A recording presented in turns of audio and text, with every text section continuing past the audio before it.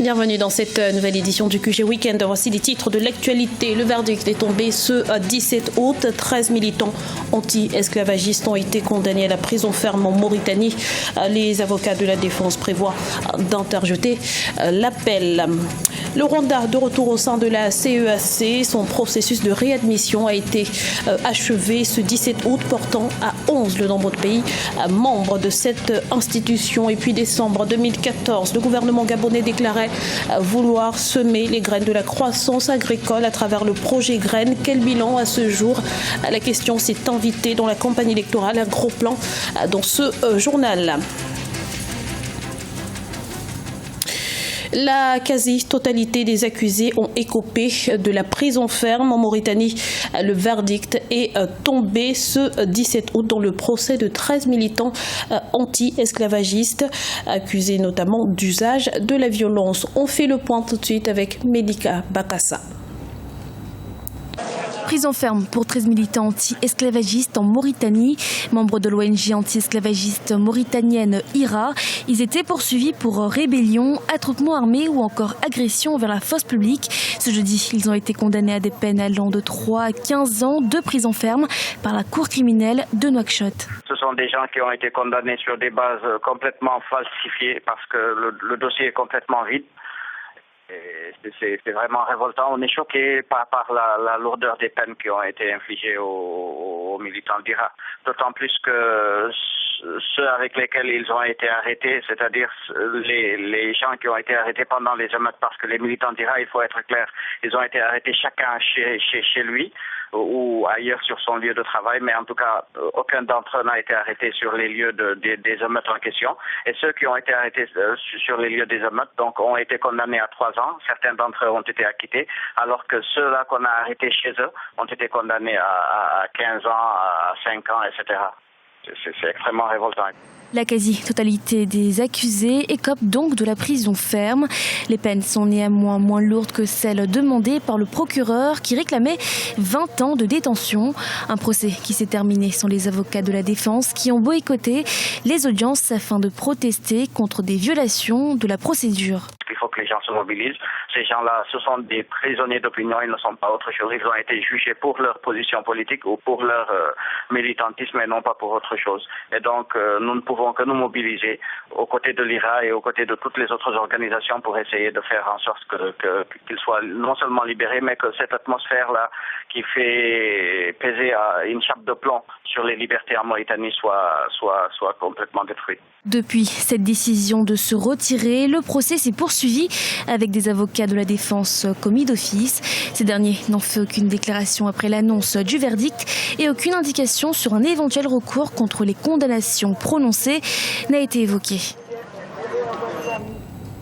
Ibs et Tahrir n'entend pas se laisser faire. Le parti islamiste radical tunisien a dénoncé ce mercredi la suspension de ses activités pendant 1 mois par la justice, assurant qu'il ne se conformerait pas à la mesure. L'information qui prône l'instauration du califat a en outre donné au gouvernement un ultimatum de 30 jours pour revenir sur sa décision. Le Rwanda réintègre officiellement la communauté économique des États de l'Afrique centrale. Le processus de réadmission entamé en 2014 s'est concrétisé ce 17 août à Libreville, ville où se trouve le siège de l'institution. Décryptage des enjeux avec Olivia Hieré-Dobré. Le Rwanda redevient le 11e État membre de la communauté économique des États de l'Afrique centrale. Le Rwanda a réintégré officiellement ce mercredi 17 août 2016 l'institution régionale. Membre fondateur de la CEAC en 1983, le pays s'était retiré en 2007 de cette organisation. Un retour qui témoigne de la volonté du pays des 1000 collines de renforcer les liens économiques avec les autres pays membres de la CEAC que sont l'Angola, le Burundi, le Cameroun, la Centrafrique, le Congo-Brazzaville, la République démocratique du Congo, le Gabon, la Guinée équatoriale, Sao Tomé et Principe et le Tchad. Nous sommes très heureux de réintégrer l'Afrique centrale. C'est un héritage important pour le Rwanda. Nous sommes ici à une étape plutôt juridique. Ce qui est clair, c'est que le Rwanda fait partie de cette région.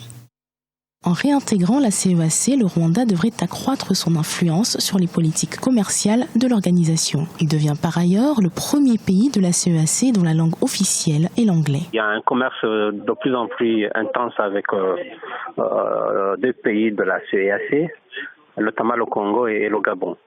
Ce qui a fait que depuis déjà 3 ans, ces relations sont affermies. Le Rwanda, c'est un pays francophone au départ, qui est devenu de plus en plus anglophone. Mais ce qui avait fait qu'il avait quitté la CEAC, c'était beaucoup plus de relations avec la France.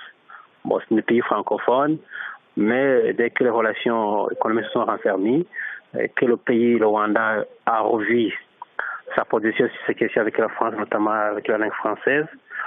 Le français est devenu langue d'enseignement depuis maintenant 1 an et demi. Donc tous ces éléments-là ont été pris en considération. La ministre rwandaise des Affaires étrangères, Louise Mushikiwabo, a rencontré par ailleurs ce jeudi 18 août le Tchadien Ahmad Alami, secrétaire général de l'organisation régionale. Objectif, discuter de l'opérationnalisation de la zone de libre-échange en Afrique centrale et en Afrique d'ici à janvier 2017 et de la rationalisation des 2 communautés économiques régionales CEAC-CEMAC.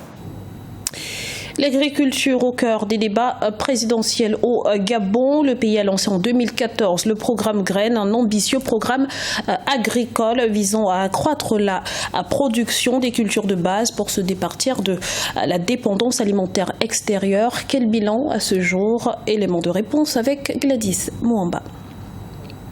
Relance du secteur agricole au Gabon. Le Gabon dispose de ressources naturelles et de conditions climatiques incontestables. Bien qu'il ne contribue qu'à 5% du PIB, le secteur agricole emploie environ 95% de la population gabonaise. Pour pallier au retard de l'agriculture, le gouvernement a lancé en décembre 2014 le projet Graines, gabonaise des réalisations agricoles et des initiatives des nationaux engagés. C'est un programme d'accompagnement des créations des coopératives agricoles. Donc en fait, nous travaillons avec des entrepreneurs agricoles. Il ne s'agit pas d'un modèle de salariat. Nous sommes partis justement des échecs passés et nous avons amélioré le système. Nous avons fait un diagnostic, nous avons fait un benchmark, on a regardé les modèles de réussite à l'extérieur donc, du Gabon et le gouvernement a décidé de mettre en place un modèle de développement des coopératives agricoles. Et c'est ce que nous sommes en train de développer. Graines, c'est vraiment la manifestation de ce qu'on ne peut pas mentir à l'œil qui voit. Depuis plusieurs années, le secteur agricole fonctionne au ralenti. Le deuxième producteur d'huile de palme en Afrique est déterminé à développer son agriculture et à retrouver son succès des années 1970. Chaque année, le Gabon dépense 300 milliards de francs CFA pour l'importation des denrées alimentaires. Un chiffre que le programme Graines ne parviendrait pas à couvrir selon certains détracteurs. Comment peut-on lancer un problème d'une telle envergure sur pratiquement 5 provinces du Gabon en moins de 2 ans? Il y a quand même un problème.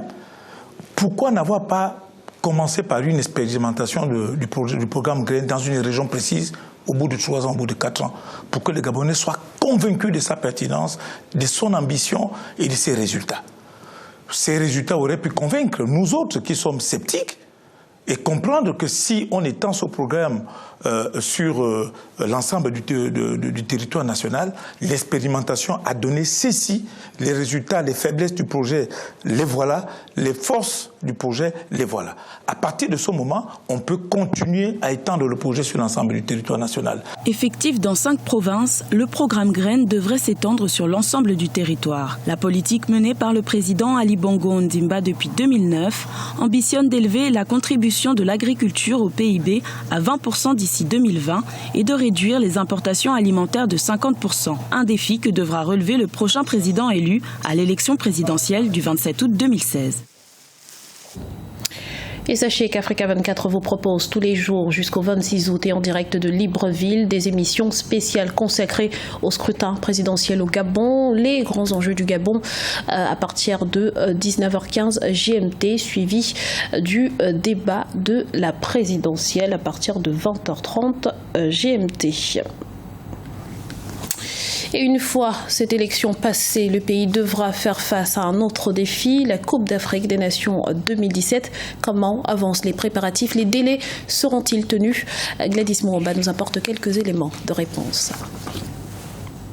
Désigné en avril 2015 par la Confédération africaine de football, le Gabon accueillera l'édition 2017 de la Coupe d'Afrique des Nations. Déjà co-organisateur de l'événement en 2012 avec la Guinée équatoriale, le Gabon hébergera la CAN 2017 du 21 janvier au 12 février 2017. À 5 mois de l'événement, les autorités assurent être prêtes à tenir les délais. Le degré d'avancée des travaux, écoutez, sur Port-Gentil, nous sommes à peu près à 70%.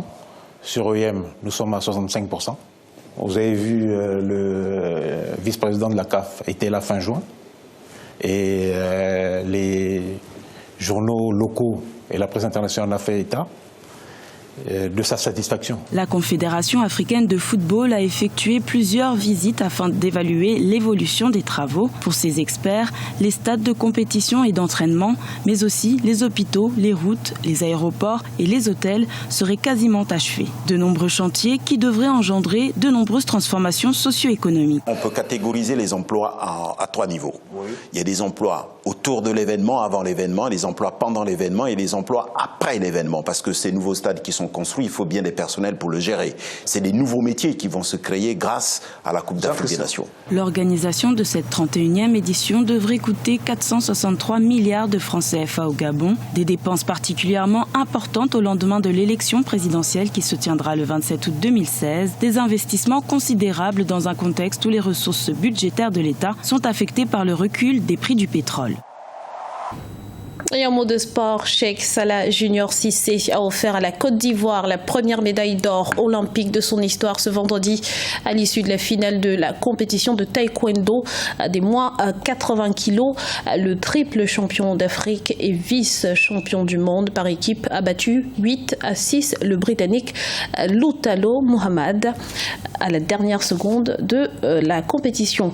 La première médaille de bronze dans cette catégorie des moins 80 kilos masculin est revenu au Tunisien Oussama Ouelasti.